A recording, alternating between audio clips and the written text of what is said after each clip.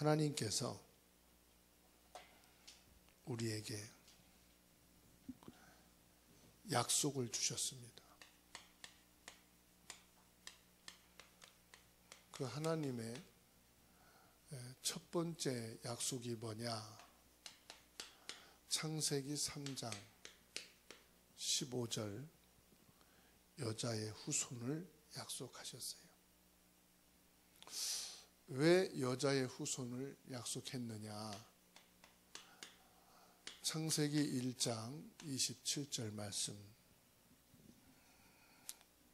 분명히 밝히고 있습니다. 하나님이 모든 만물을 창조하시는데 사람만 하나님의 형상, 즉 영적인 존재로 지으셨습니다. 그래서 모든 만물은 사람들이 다스리고 정복하고 관리하는 축복을 주셨는데 인간에게만 하나님이 창조하신 모든 창조물을 관리자로 맡기셨어요. 그리고 인간에게만 하나님의 생명을 불어넣으셨어요. 그리고 하나님이 이 모든 축복을 인간에게 주신 것입니다. 이 하나님과 함께 살 때 우리 인간은 참 행복했습니다. 왜냐하면 하나님과의 이 관계 연결되어 있을 때 우리 인간은 아무 문제가 없었어요. 이때 인간이 최초로 행복했어요. 이때만 인간에겐 질병이 없었어요. 이때만 인간에게 삶의 축복 누리게 됐습니다. 그런데 이것을 사람이 행복하고 아무 문제가 없으면은 어느 날 강도가 기웃거리고 절도범이 기웃거리고 범죄자들이 기웃거리듯이 어느 날 인간에게요 눈에 안 보이는 앳뱀, 마귀라 하고 사탄이라 하고 또 사람들이 귀신, 악령이라고 말하는 이 존재가 다가온 겁니다. 그래서 하나님이 말씀하신 그 말씀을 불신앙하고 하나님을 떠나게 만들어버린 거예요. 어떻게 해요? 하나님의 약속이 뭐냐? 먹지 말라고 한 겁니다. 무엇을? 선악을 알게 하는 열매를 먹지 말라. 이 말씀은 무슨 말이냐? 하나님을 떠나지 말라 하는 거예요. 그런데 이것을 보고 그냥 먹고 자기와 함께하는 사람에게도 이거를 준 겁니다. 그 즉시 하나님과의 이 관계는 완전히 끊어져 버린 거죠. 하나님과 함께 있을 때는 아무 문제가 없었는데 하나님과의 관계가 끊어지니까 이때부터 인간에게 문제가 오기 시작했고 사는 모든 것이 인간에게는 고통이 되었어요. 왜냐? 성경 말씀 요한복음 8장 44절에 너희 아비 마귀 하나님의 자녀로 살던 인간이 마귀 자녀된 신분이 되어버린 거예요. 자, 마귀 자녀가 되니까 이제는 어떻습니까? 하나님을 떠나니까 이때부터는 뭔가를 의지하고 찾아야만 문제와 고통을 해결할 수 있다 생각을 하고 이때부터 뭐 했느냐? 이제 우상 숭배를 시작한 겁니다. 눈에 보이는 우상, 또 내가 성공해야 되겠다는 성공 우상, 이 문제와 고통을 해결할 수 있는 길이 무엇이냐? 그것을 찾는 것이 뭐냐? 우상숭배. 그러면 문제가 해결되느냐? 문제가 해결된 적이 한 번도 없어요. 그러니까 사람들은 살면서 마태복음 11장 28절에 있는 말씀대로 인생을 살아가면 살아갈수록 무거운 짐이라. 평생 동안 살아가면서 인생의 무거운 짐을 지고 사는 거예요. 한 번도 마음에 평안이 없어. 마음에 안식이 없어. 열심히는 살지만은, 노력하면서 살지만은 마음에 참된 행복이 없어. 마치 어린아이가 부모를 잊어버려서 입에 닥치는 대로 까난 아이, 손에 잡히는 대로 입에 들어가듯이 우리 인간은 하나님을 떠나는 그 순간부터 문제와 고통이 연속이 되는 거예요. 그거로 끝나지 않습니다. 인생을 살면 살수록 사도행전 8장 4절로 8절 말씀 보세요. 온갖 육신의 질병, 병원을 다니고 약을 먹어도 치유될 수 없는 불치병, 또 정신적으로 시달리고 악몽에 시달리고, 그래서 어떤 사람은 밤이 두렵고 잠자는 게 무서워. 왜요? 잠을 자는 게 그렇게 힘들어요. 그만큼 힘들고 시달린단 말이죠. 이렇게 사는 것으로 끝나지 않습니다. 누가복음 16장 19절로 31절 말씀 보니까 그렇게 열심히 살고 죽었는데 믿기 싫은 거, 안 믿는 거 뭐가 있습니까? 내세가 있는 거예요. 내세가. 그 내세가 뭐냐? 지옥이요. 아니 인생 사는 것도 지옥 같은데 죽고 나니까 진짜 지옥이 있네. 내세가 불확실해. 죽으면 어떻게 되겠지 그냥 막연하게 살고 있는 사람들이 대부분이에요. 이것으로 끝나는 게 아닙니다. 고린도전서 10장 20절.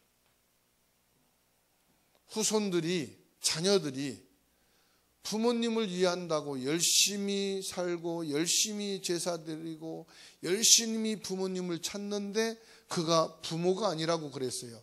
뭐냐? 그게 바로 귀신을 섬기는 것이다. 부모 귀신이 아니에요. 부모를 흉내내고 부모의 이름으로 부모의 목소리로 나타나는 속이는 귀신. 사람들이요, 지금 이렇게 살고 있어요. 심각하죠.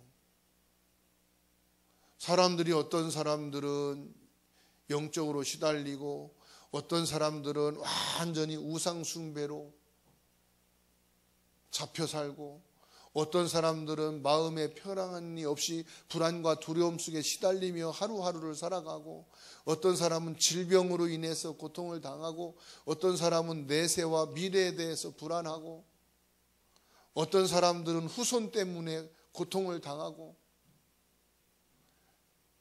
이렇게 일평생 동안을 나이를 먹으면서 그 사람에게 지금 와 있는 문제들이 있더라는 사실이에요.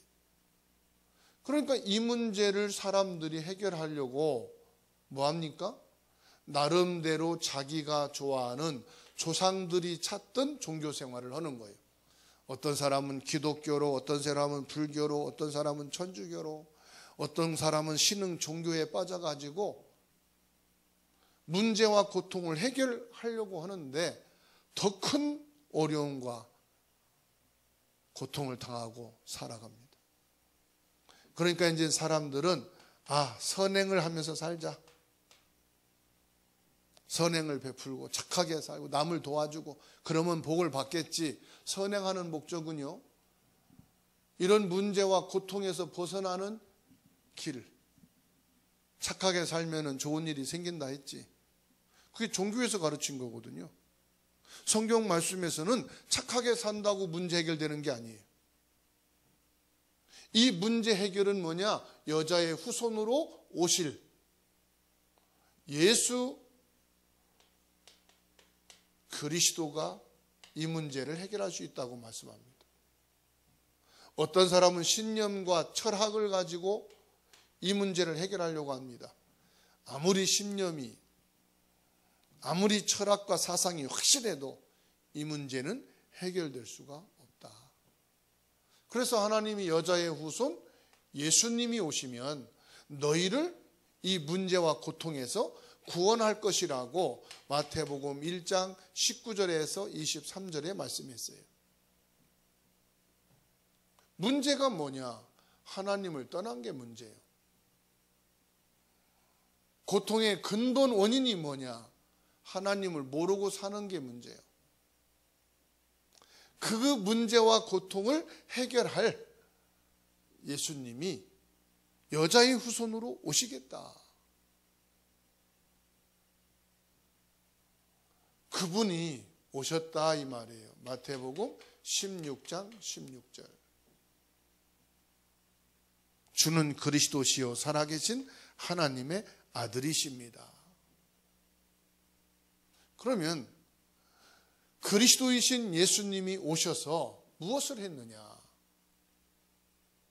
바로요, 이 하나님을 모르고 살아가는 원죄에서 우리를 해방시키는 마태복음 8장 2절.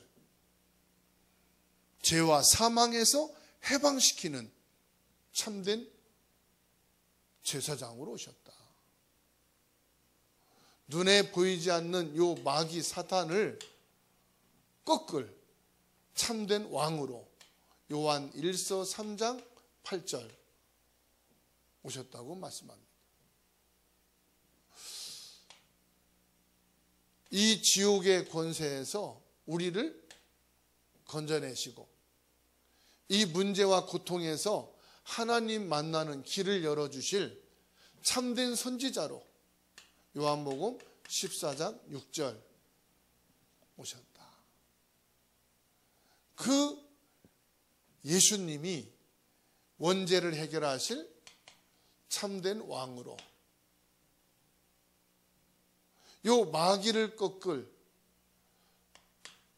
참된 왕으로 원죄를 해결하실 참된 제사장으로 하나님을 만나고 이 문제와 고통에서 빠져나올 참된 선지자로 오신 분이 누구냐? 바로 그리스도이신 예수님이시다. 그리스도라 이 말은 기름 부음을 받은 자입니다. 무엇으로요? 원죄를 해결하실 참된 제사장으로 기름 부음 받았고 마귀를 멸하실 참된 왕으로 기름 부음 받았고 모든 지옥 권세에서 우리를 건져내 주실 참된 선지자로 기름 부음을 받으셨다. 그러면 교회를 열심히 교회를 오랫동안 다녀야만 되느냐?